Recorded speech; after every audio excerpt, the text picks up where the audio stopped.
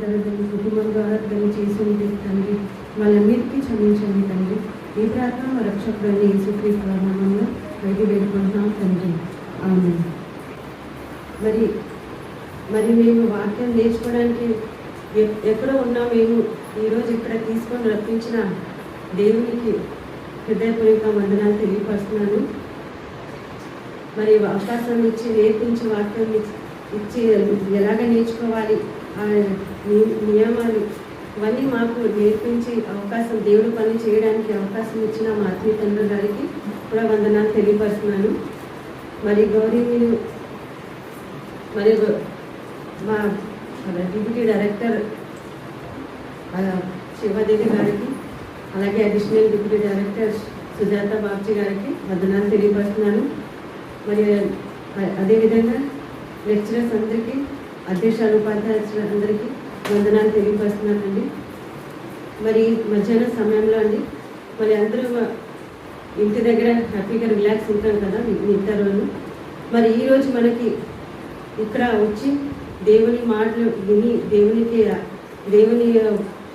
కీర్తన పాడడానికి అవకాశం మనకి ఈ సమయంలో వచ్చిందండి కదా. ఒక అంశం నేర్చుకోవడానికి ఇక్కడ కూర్చున్నాము. మరి మీ అందరికీ తెలిసిందండి, తెలిసే ఈ మాట. ఏ అంశం నేర్చుకుంటున్నాము? భయభక్తి కలగా స్త్రీలు కొన్ని ఆడబడన అంటే మరి స్త్రీల భయం అంటే మనకి అందరికీ తెలిసింది. భయం అంటే ఈ లోకంలోని భయం ముందుగా చూసినట్లయితే భయం అంటే లోకం పరంగా చూసినట్లయితే దేనికి భయపడుతుంటారు? ఇప్పుడు ఉనికిపోవడం, ఎవరికి చూసి లేకపోతే పారిపోవడం అలా కాదు. లోకంలోనే చూసినట్లయితే మనుషులందరూ అంటే మనకి ఏది కావాల్సింది, మనకి ఏది నచ్చింది అది దొరకలేదనుకో, మనకి గౌరవం, మర్యాద, ఆస్తి, ధనం ఇవన్నీ దొరకలేదనుకో దానికోసం భయపడతారు. అంతే కదండి. ఇంకా ఏదైనా భయపడతారా? మనుషులు చూసి భయపడతారా? అసలు భయపడరు. జంతువులకి, దయ్యంకి అలాగేదో ఇవన్నీ అంటారు కానీ ఎవరికైనా భయపడరు. వాళ్ళకి కావాల్సింది, వాళ్ళకి రావాల్సింది దానికోసం అక్కడ రాలేదనుకో ఒకవేళ వాళ్ళు దానికోసం భయపడతారు. భయం. భక్తి వాళ్ళ జీవితంలోనే మనం చూసినట్లయితే భక్తి ఎలాగుంటుందంటే రోజుకి ఒకలాగా భక్తి ఉంటుంది. దేవుడికి మనుషులకి మధ్యన ఒక సంబంధం అలాగ ఉంటుందంటే ఆ సమయంలోనే ఒక పండగ చూసుకున్నట్లయితే దేవాలయం మందిరానికి వెళ్తారు. వాళ్ళు భక్తి ఎలా చూపించుకుంటారు? చల్లటి నీళ్ళు స్నానం చేస్తే వాళ్ళ భక్తి తెల్లవారు పూట. అదే ఏదైనా నాన్ వెజ్ తినరు. అదేవిధంగా పాదాలు జోడు వేసుకోకుండా నడుస్తారు. అది భక్తి వాళ్ళ జీవితంలో కదండి. ఈ వారం ఈ వ్రతం అయితే వచ్చే వారం ఒకలాగా వ్రతం, ఉపవాసం, అలాగా వాళ్ళ జీవితంలోనే వాళ్ళు అలాగా భక్తి చూపించుకుంటుంటారు కదా. భక్తి అంటే మీకు అర్థమైందండి. అలాగా లోకంటారు కొనియాడబడిన అంటే ఈ పాఠం అంటే మనకి అందరికీ మీనింగ్ తెలుసు. కొనియాడబడడం అంటే ప్రశంసించడం, అభినందించడం. ఇంగ్లీష్లోనే ప్రైజ్ అంటారు కదా. అలాగా మరి ప్రియులారా, మరి అలాగ మన జీవితంలోనే మనలోనే రోజు మన వాక్యం వింటున్నాము. ఒక్కసారి 2 సార్లు కాదు, వారం అంతా మనము వాక్యం వింటూనే ఉన్నాము. మనం వచ్చేది ఇక్కడికి వచ్చిన తర్వాత మనకి శనివారం, ఆదివారం కాకుండా మరి గూగుల్ మీట్లోనే, మరి కుటుంబ ప్రాంతాల్లోని అన్నింటిలోనే మనకి అన్ని రోజులు వాక్యం నేర్పిస్తున్నారు. మరి ఇప్పుడు మనం భయం అంటే మనకి ఎలా ఉంది? ఇప్పుడు మన భయం అంటే ఏంటి? ఇప్పుడు మనం అడిగితే ఏంటంటాము? దేవుడికి భయపడాలి, మనము పాతాళంలోకి వెళ్ళిపోతాం, నరకంలోకి లేకపోతే వెళ్ళిపోతాం, మనము అలా ఉండిపోవద్దు ఇలా అనుకుంటామా? ఇప్పుడు మనకి భయం అంటే ఇంకా భక్తి మనం ఎలా చూపించుకుంటాము? భక్తి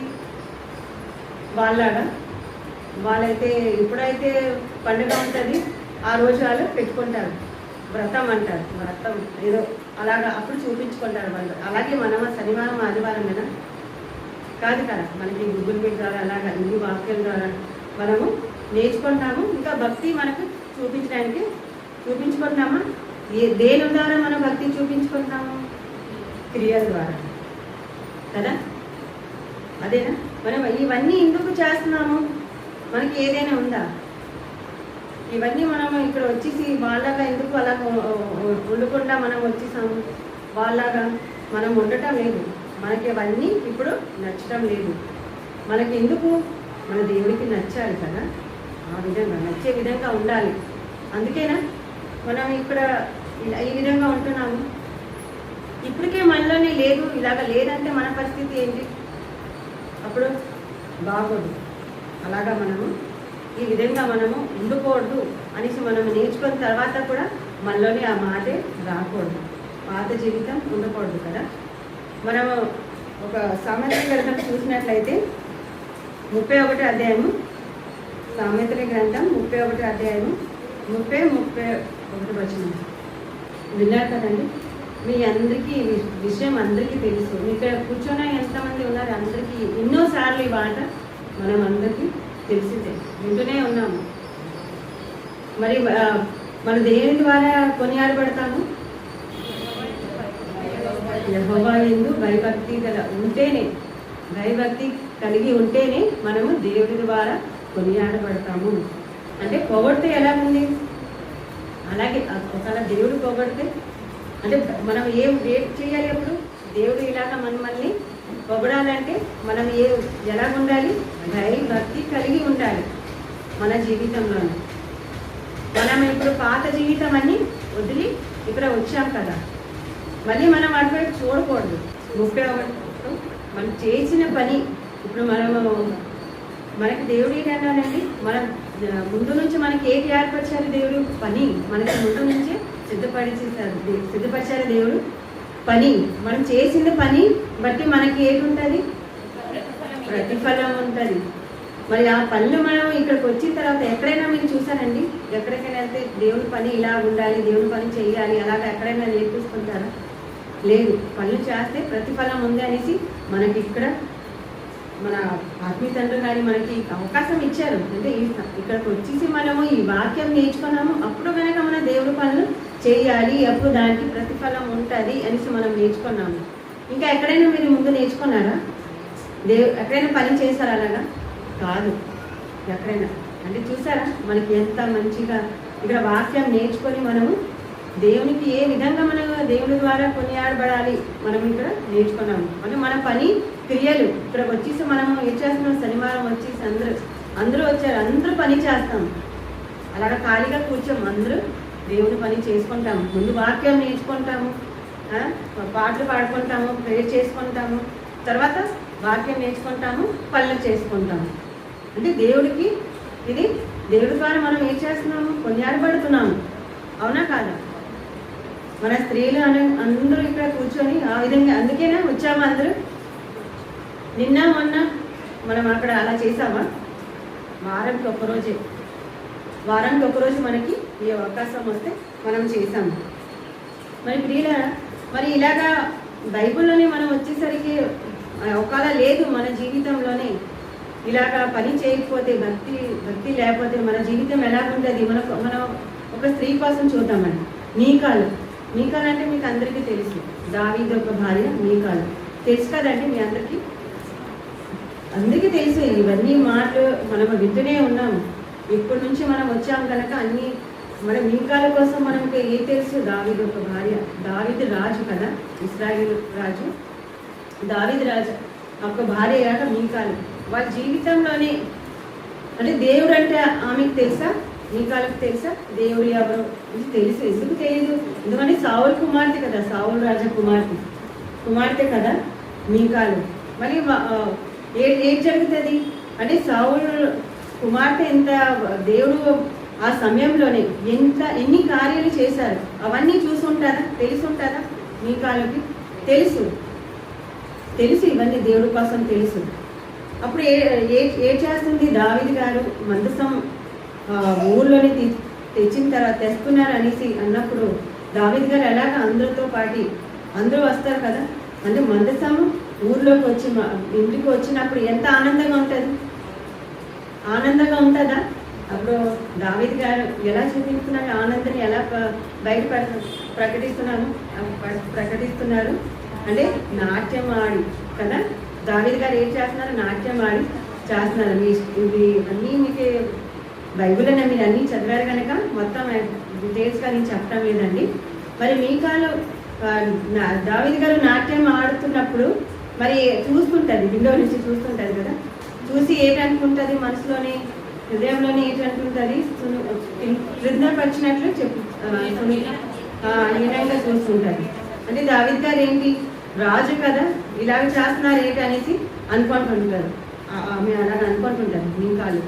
మరి ఈ విధంగా ఆవిడ అనుకున్నప్పుడు తర్వాత ఏంటి, అలాగా మనసం తెచ్చిన తర్వాత దావీదు గారు అప్పుడు అందరికీ ఆశీర్వాదం ఇచ్చింది. అన్నీ అయిపోయిన తర్వాత మీ కుటుంబాన్ని కూడా ఆశీర్వాదం ఇవ్వాలి కదా, దీవించబడాలి అనేసి వెళ్తారు కదా. అప్పుడు మీకాలు ఏంటి అంటుంటుంది? మీకాలు ఏంటి, ఇశ్రాయేలు యొక్క రాజు కదా, బట్టలు పనుకత్తుల దగ్గర బట్టలు ఇప్పి అలాగా నాట్యం ఆడుతున్నారు, అది ఏదో ఘనంగా ఉందా, మీకు అలాగా మంచిదేనా, ఎలాగనేసి ఎలాగ మాట్లాడుతుంది? దావీదు గారి దగ్గర అపహాసం లాగా చీప్ అంటే తక్కువగా అలాగ మాట్లాడుతుంటారు, కింద పర్సనట్లు మాట్లాడతారు.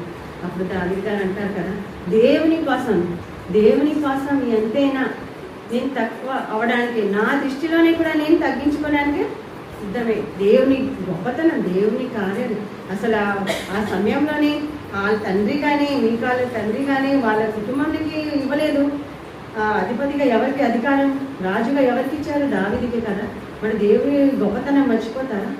కానీ మీకాలు ఏం చేసిన ఒక స్త్రీ భార్యగా ఏంటి అనుకుంటుంది? ఏంటి ఇలాగా ఎవరి కోసం అసలు వాళ్ళ దగ్గర ఇలాగా వీళ్ళందరి దగ్గర పని మనుషుల దగ్గర పనిపత్రుల దగ్గర మీరు ఇలాగే ఉండడం కరెక్ట్ మంచిది కాదనేసి హీనంగా చూస్తుంటారు. అంటే తెలుసా లేదా దేవుడి కోసం? దేవుడి గొప్పతనం తెలీదా? తెలియనప్పుడు అయితే అలాగ మాట్లాడినా ఒక అర్థం, తెలిసిన తర్వాత అలాగా మాట్లాడతారు కరెక్టా? సమూయేలు 2వ గ్రంథం 6వ అధ్యాయము 16, 20, 22, 23 చదివితే సరిపోతుందండి. ఫాస్ట్ ఫాస్ట్గా ఆవిడ భక్తి ఎలా ఉందండి? భక్తి దేవుడి పట్ల ఉందా? లేదు. ఇంకా ఎలా ఉంది? చివరి వరకు వాడు ఏటైంది? సంతానం లేకుండా ఉండిపోయింది కదా. చివరి వరకు, మరణం వరకు సంతానమే లేదు. అంటే దేవుడి పట్ల, దేవుడి గురించి తెలిసిన తర్వాత కూడా వాళ్ళు ఈ విధంగా చివరి వరకు ఆ జీవితం ఇలాగ ముగిసిపోయింది. అంటే అప్పుడు అర్థమైందండి మీకాలు ఏ విధంగా అంటే భర్తకు తెలుసు, ఇంకా మీకాలు కూడా తెలుసు దేవుడు అంటే, దేవుడు ఎన్ని క్రియలు చేశారు, కానీ ఏం చేసింది? చూసినట్లు అయితే ఏమైంది అన్నట్లు వదిలేసింది. చివరికి గతి ఎలా ఉంది? అలాగే మరొక స్త్రీ కోసం అండి చూద్దాము. హనన్య సపర్య మీ అందరికీ తెలుసండి. మరి హనన్య సపర్య అంటే పేతురు గారు ఏం చెప్పారు? అందరూ కలిసి ఏంటి వాళ్ళ ఆస్తి చరాస్తి అన్నీ ఏంటి అమ్మి పాదం దగ్గర పెట్టేవారు. అపోస్తుల కార్యము 5వ అధ్యాయం అంటే పాదం దగ్గర పెట్టారు. అంటే ఈ విషయం అనన్య సపర్యకి తెలుసు. వాళ్ళు కూడా ఏం చేశారు? తీసుకొని వస్తామనేసి వెళ్ళారు. వాళ్ళు ఏంటి మాట్లాడుకున్నారు? ఇద్దరు భార్య భర్తలు అంటే తీసుకొని వచ్చి అమ్మి కొంచెం ఉంచేసుకున్నారు. పేతురు దగ్గరికి వచ్చి అనన్య ఏం చేశారు? ఇచ్చారు కదా. ఇచ్చిన తర్వాత పేతురు గారు అడిగారా? అడిగినప్పుడు ఇంతేగానే అమ్మాము అనేసి చెప్తారు. అదే అప్పుడు ఏంటంటారు? ఇంతేననేసి ఏం చెప్తారు? అబద్ధం. క్షణంలోనే అసలు ఇంతవరకు ఎంత చక్కగా వాక్యం గురించి తెలుసు, వాక్యం నేర్చుకున్నారు, దేవుడు ఒక భయభక్తిలో ఉండాలి, తెలుసుకున్నా సరే ఏం చేశారు?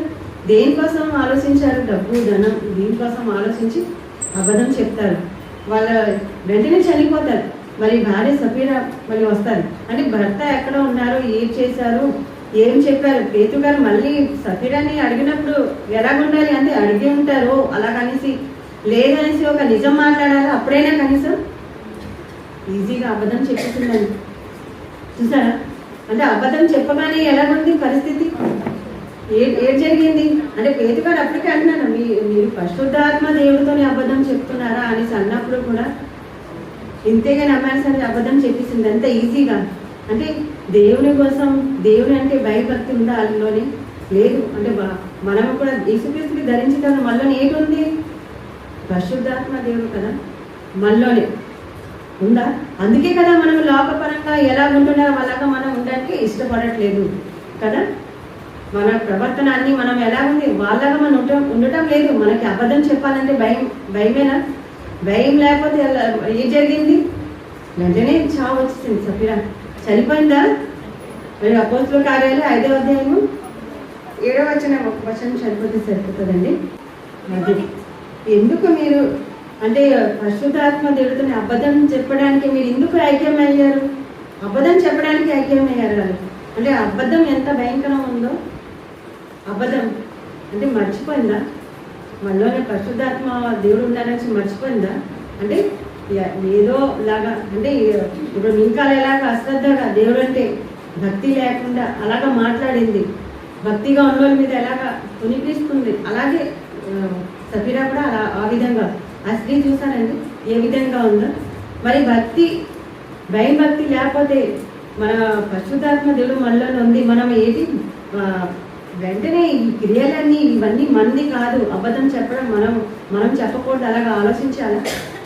ఎలాగ భయపడకుండా అబద్ధం చెప్పేసింది. సెకండ్ టైం అడిగినా ఆలోచిస్తుంది ఏంటో అనేసి అడిగారు కదా, మళ్ళీ రిపీట్ చేస్తే వెంటనే అబద్ధం చెప్పేసింది.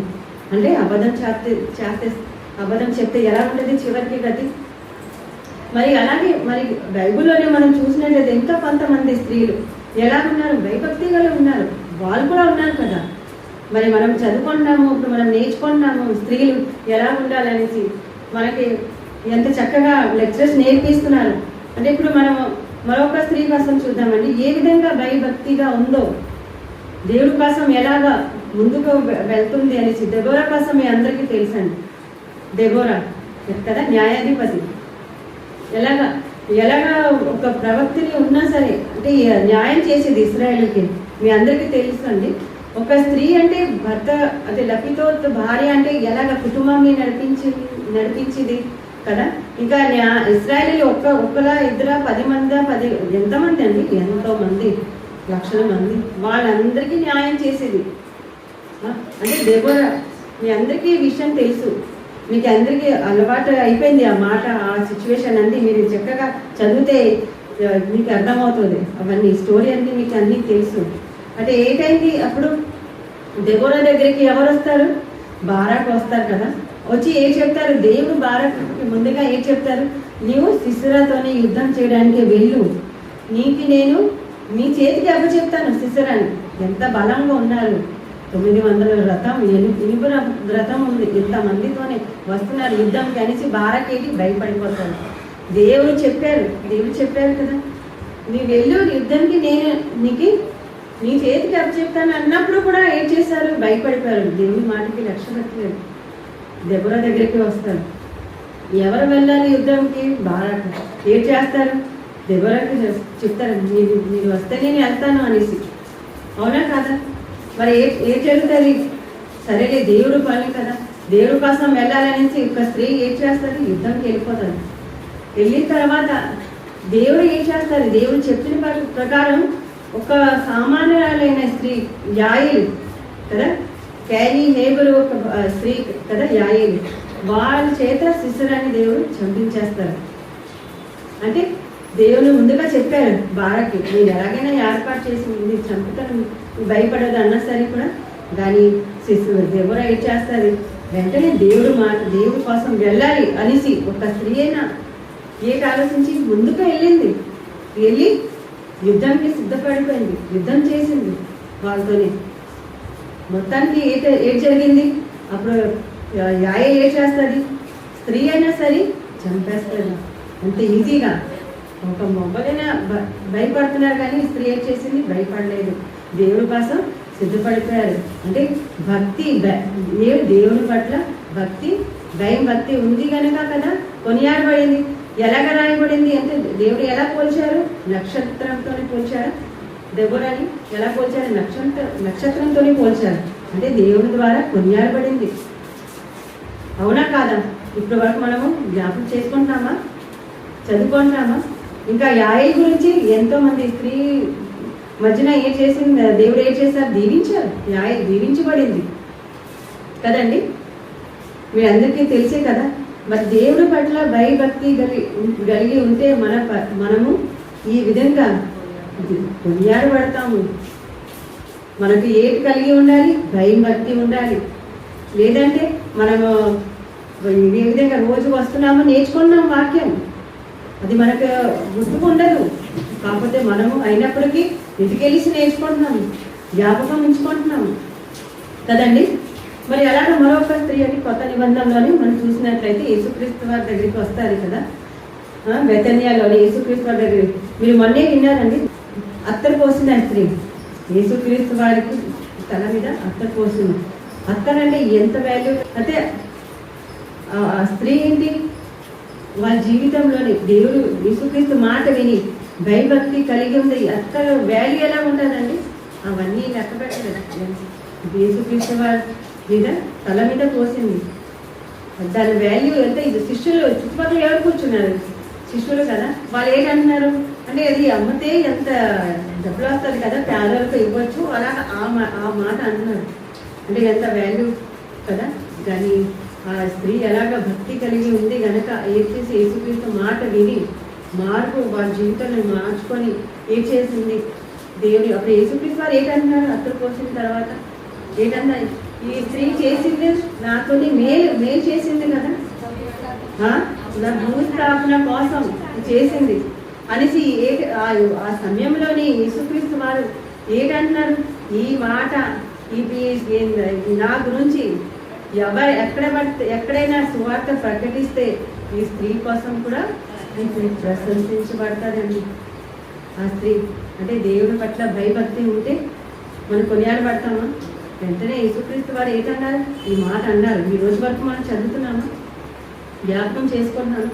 సువార్త చెప్పినప్పుడు ఇవన్నీ గుర్తు పెట్టుకుంటారు మీరందరూ అనేసి. ఆ స్త్రీ ఎంత దేవుడి కోసం భయభక్తి కలిగి ఉంది కనుక ఇలాగా. మరొక స్త్రీ అని చూస్తాము, యేసుక్రీస్తు వారి తల్లి అండి మరియ. అందరికీ తెలుసు యేసుక్రీస్తు అనగానే మనకు ఎవరు గుర్తుకు వస్తారు, తల్లి, యేసుక్రీస్తు వారి తల్లి మరియ గారు. వాళ్ళ జీవితంలోనే ఎన్నో కష్టాలు, నిందలు, అవమానం ఉన్నప్పటికైనా ఏం చేసింది, దేవుడు దేవదూతల ద్వారా పంపిస్తే మత్తయి సువార్త 26వ అధ్యాయము అత్తరు పోసిన స్త్రీ 13వ వచనం అందులోనే ఉంటుందండి. అత్తరు పోసిన ఆ సువార్త కోసం యేసుక్రీస్తు వారు చెప్తారు కదా, సువార్త ఎక్కడెక్కడ ఉంటుందో అని అక్కడే యేసుక్రీస్తు వారు ద్వారా కొనియాడబడుతుంది ఈ స్త్రీ. మీరు అందులో చూడండి, చదువుకోగలరు. మరి యేసుక్రీస్తు వారి తల్లి కోసం అండి ఇప్పుడు మాట్లాడుకుంటున్నాము. మరి యేసుక్రీస్తు వారు పుట్టక ముందే అంటే మరియ గారు అప్పుడు కన్యగా ఉంది కదా, కన్యకగా ఉన్నప్పుడు అప్పుడు దేవదూతలు వచ్చి ప్రదానం చేయబడింది. అంతే, ప్రదానం చేయబడినప్పుడు యేసు ప్రదానం జరిగినప్పుడు దేవదూతలు వచ్చిన తర్వాత ఎంతమంది స్త్రీలు ఉన్నప్పుడు కూడా మరియ గారికి ఎలాగుంది అనేసి అప్పుడు మనమే ఎలాగుంది కనుక మరియ గారికి ఇలాగా దేవదూతలు వస్తారు మరియ గారి దగ్గరికి. అంటే ఆవిడ ఎంత భక్తి గల ఉంది కనుక దేవదూతలు వచ్చి ఏంటంటారు, దయాప్రాప్తురాల నీకు శుభం అంటారు కదా. అంటే నీవు దీనికి ఆహర్త ఉంది, నీవు యేసుక్రీస్తు వారిని నీ గర్భంలోనే ధరిస్తావు, నీకు ఈ మాట. అంటే అప్పుడు ఆ భయభక్తి గల స్త్రీ ఉంది మరియ గారు గనక ఏం చెప్పింది, వద్దు అనలేదు, నీ ఇష్టం నీ చిత్తం అన్నదా. ఎందుకంటే ఆ సమయంలోని ధర్మశాస్త్ర ప్రకారం ఒక స్త్రీ అంటే వ్యభిచారం చేసిన వారికి చూస్తే ఏం చేసేవారు, చంపించేవారు రాళ్ళతోని కదా. ఆ సమయంలోని మరియ గారు ఎలాగుంది, దేవుని పట్ల భయభక్తి కలిగి ఉంది. దేవదూతలు అనగానే ఏం చేస్తారు, దేవుని గర్భంలోని యేసుక్రీస్తు వారు జన్మిస్తారా అనగానే రక్షకుడు వస్తారు అనగానే ఒప్పుకుందా, ఏదైనా ఆలోచించిందా, ఆలోచించలేదు. అంటే దేవుడి పట్ల ఎంత భయభక్తిగా ఉంది కనుక కదా అలా ఒప్పుకుందా. ప్రియులారా చివరి వరకు అంటే మీ హృదయం ఖడ్గం ద్వారా వెళ్ళిపోతుంది. అంటే బాధ ఎలా ఉంటుంది, నొప్పి చివరి వరకు ఎలా ఉంటుంది, దూసిపోయి వెళ్ళిపోతుంది అనేసి హృదయంలోనే ఆ ఖడ్గం ఎలాగా వెళ్ళిపోతే నొప్పి ఎలా ఉంటుంది అంటే మరియ గారి విషయంలోని చివరి వరకు ఎలాగంటే బాధ, అవమానం ఉంది కదా. ఉన్నప్పుడు కూడా దేవుని మీద భక్తి ఉంది కనుక ఏం చేసింది, ఒప్పుకుంది.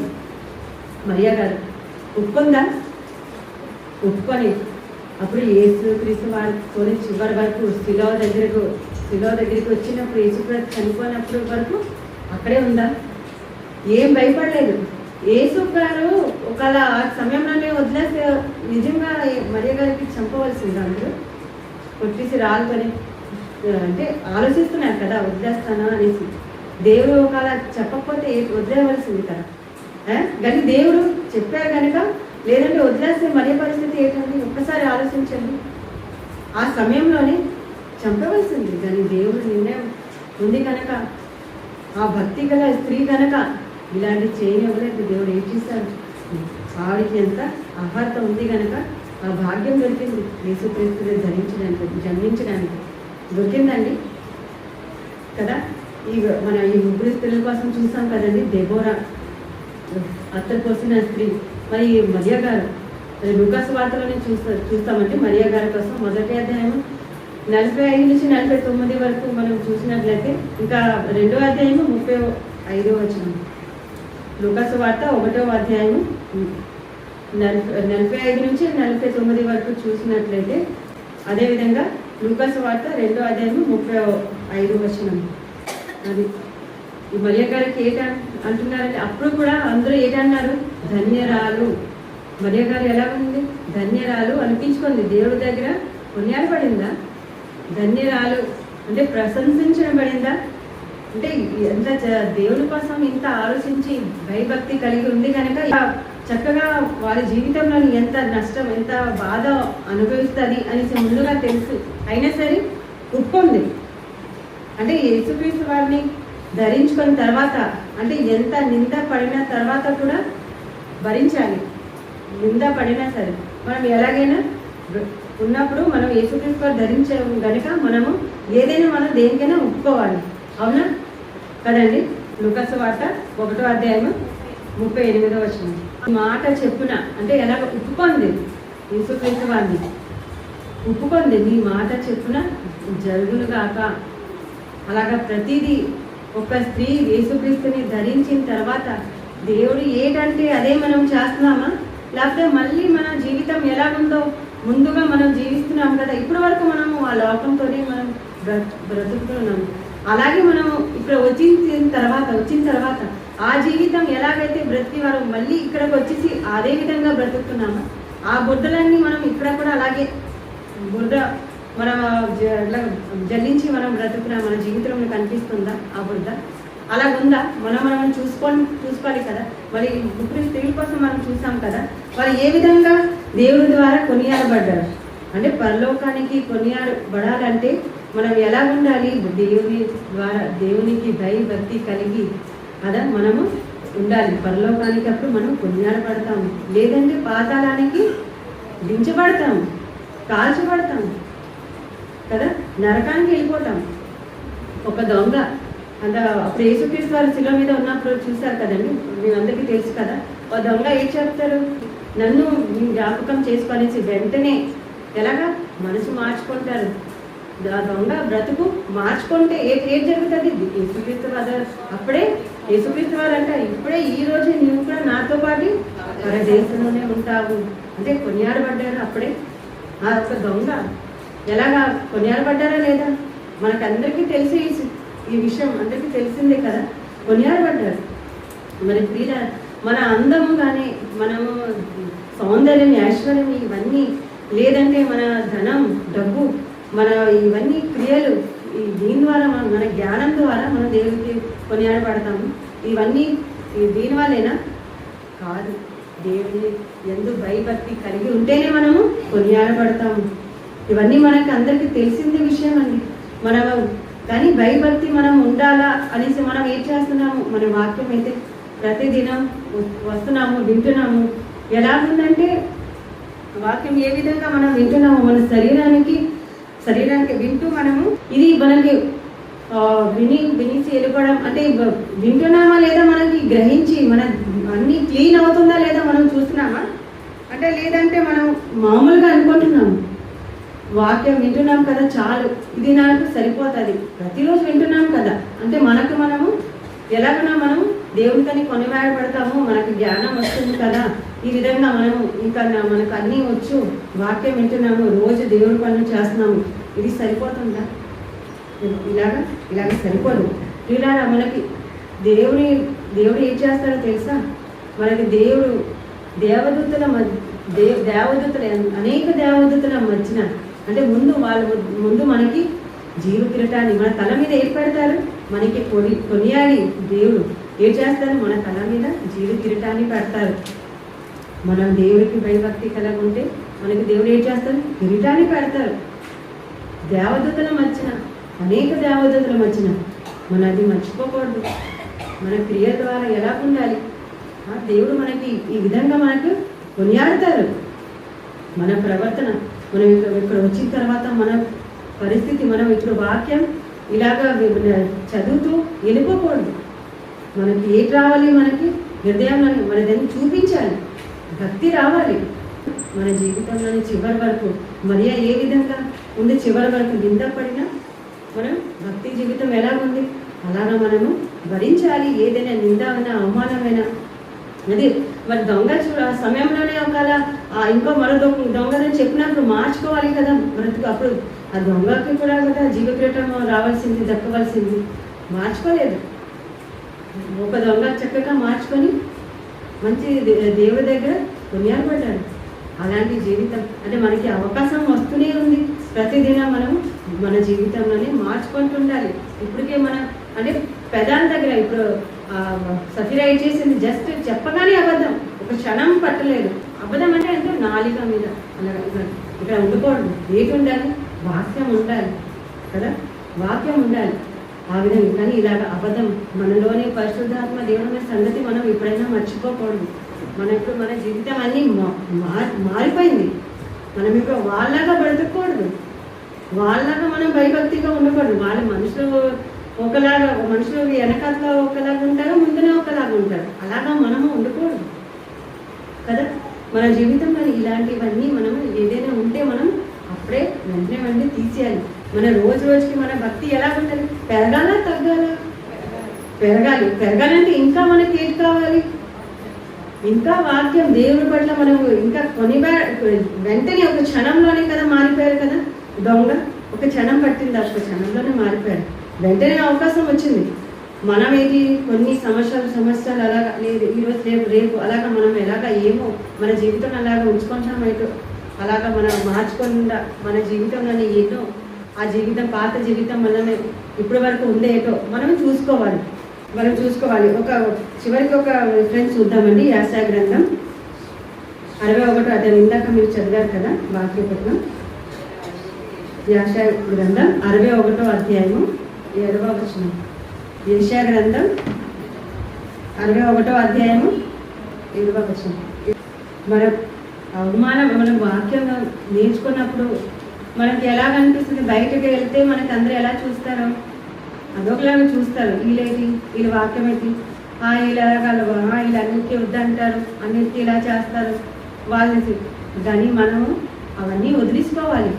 ఇప్పుడు మనకి ఇక్కడికి వచ్చిన తర్వాత మన జీవితం మరియా గారు ఏ విధంగా అవమానం ఉన్నా సరే మనకి దేవుడు ఏం చేస్తారు? ఘనత ఇస్తాడు. చివరి వరకు మనము ఉండాలి.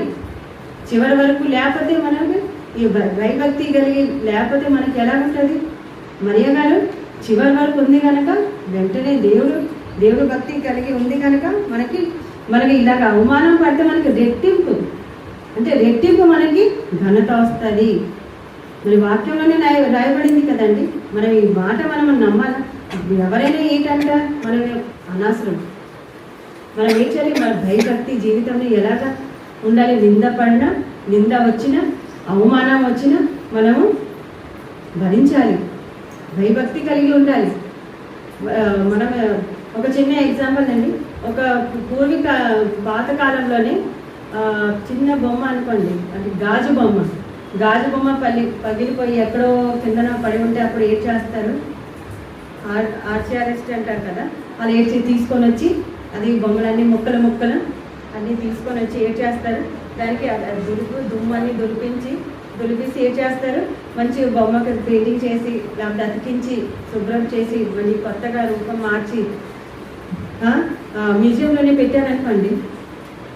ఎలా ఉండేది? అది పాతవి ముక్కలు అయిపోయి ఆ ముక్కలు తర్వాత మ్యూజియంలోనే పెడితే దాని వాల్యూ ఎంత ఉంటుంది తెలుసా అండి?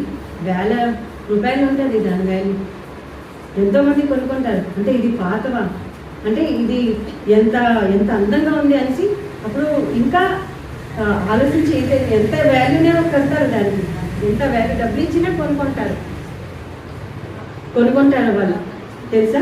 మరి పాత వస్తువు ఎలాగుంది అని కొత్తగా మారితే దాని రూపాన్ని మారిపోయి ఎంత అందంగా ఉంటుందో తెలుసా. అది నిజంలో ఎంత రేటు వాల్యూ డబ్బులు ఇచ్చి కొనుక్కుంటారు తెలుసా చాలామంది. మరి ఇలాంటి మన జీవితంలో పాత జీవితం నుంచి మనం కొత్త జీవితం వస్తే మన జీవితంలోని ఎలా ఉండాలి, దేవునికి మనం దేవుని ద్వారా కొనియాడబడాలి అంటే మన జీవితం ఏ విధంగా ఉండాలి, అందంగా ఉండాలి. మన యేసుక్రీస్తు వారికి ధరించిన తర్వాత మనలోనే పరిశుద్ధాత్మ దేవుడు ఉన్నారని సంగతి మనం మర్చిపోకూడదు. మన జీవితాన్ని ఈ విధంగా మనము ముందుకి సాగబెట్టాలి. మనం ఇలాగ జీవించాలి చివరి వరకు. మనలోని ఎన్ని లోటుపాటు ఉన్నాయి, అబద్ధం ఉందా మనలోనే, లేకపోతే దొంగతనం ఉందా మనలోనే, ఎవరి మీద ద్వేషం అసూయ ఏదైనా ఉంటే మనము ఆ పాత జీవితాన్ని వదిలించుకోవాలి. ఏం చేయాలి, మనం దేవుడి ద్వారా కొనియాడబడాలంటే మనము మన జీవితాన్ని ఈ విధంగా మార్చుకోవాలి, అందంగా అవ్వాలి. అర్థమైందండి. భయభక్తి కలిగి ఉంటే మనకి దేవుడి ద్వారా కొనియాడబడతాం మనము. మరి స్త్రీలు చూస్తారు ఎంతమంది, వాళ్ళు ఎలాగ చేయగలిగారంటే చివరి వరకు ఉండాలంటే మనం ఉండగలమా లేదా, మనం ఉండాలి. ప్రతి దినం మనం వాక్యం వింటూనే ఉన్నాము గనక మనం వదిలించుకోకూడదు. మరి ఈ పాఠం ద్వారా మనము ఇది నేర్చుకోవాలని తెలిసి కోరుకుంటామండి ప్రతి ఒక్కరికి. మరి మీకు అర్థమైందో లేదో తెలీదు. మరి మన ఆత్మీయ తండ్రి గారు ఇంత చక్కగా మనకి ఇలాగా వాక్యం నేర్చుకోవాలి, ఇలాగా అర్థం చేసుకొని ఈ విధంగా మనకు పాఠం ద్వారా చెప్పాలి అనేసి మనకు నేర్పించారు. అంటే మనకు మామూలుగా ఇన్నాళ్ళ మనకు వాక్యం అర్థమైంది కాదు. అలాంటిది మనకి ఇక్కడికి వచ్చేసి ఎంత మంచిగా వాక్యం నేర్చుకొని ఇప్పుడు మన జీవితాన్ని ఆ జీవితం మార్చుకొని కొత్త జీవితం లాగా మనం ఉండాలి, బ్రతకాలి. అప్పుడు దేవుడి ద్వారా మనము కూడా కొనియాడబడతాము. అర్థమైందండి అందరికీ. మరి చిన్న మాట మరి అందరికీ చెప్పానండి. మరి మీకు అర్థం అవ్వకపోతే మళ్ళీ ఒకసారి చెప్తారు, మరి టీచర్స్ ఎవరైనా చెప్తారు మీకు. మరి ఏదైనా డౌట్ ఉంటే కూడా మీకు అర్థం అవ్వలేదు అనుకోండి, డౌట్ వస్తుంది, అప్పుడు మీరు అడగచ్చు. సరేనండి. మరి ఈ మాట దీంతోనే ముగిస్తున్నాము. మరి అందరికీ వందనాలు.